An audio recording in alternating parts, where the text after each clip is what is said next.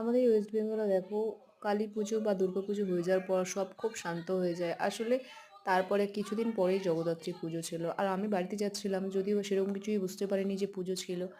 আর শুধু একটা কথাই মনে পড়ছিল, চন্দননগরের কথা, কারণ চন্দননগরের কথা আমরা সবাই শুনেই আসছি, আর আমি একটা বছর গিয়েও ছিলাম অলরেডি চন্দননগর। কিন্তু সেখানে গিয়ে দেখেছিলাম এত সুন্দর লাইট, সত্যি কথা বলতে মানে আমি পুরো ফিদা হয়ে গেছিলাম ওই লাইটের উপরে। তারপর আর কখনোই যেরকম যাওয়াই হয়নি।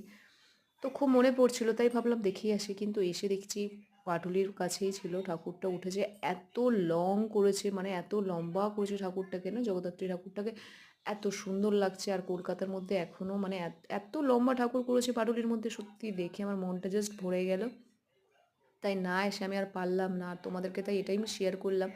আর দেখো দেখতে দেখতে পুজোও হয়ে গেল, মাও চলে গেল, কীরকম খালি খালি লাগছে তাই না? সেটাই তো হওয়ার ছিল।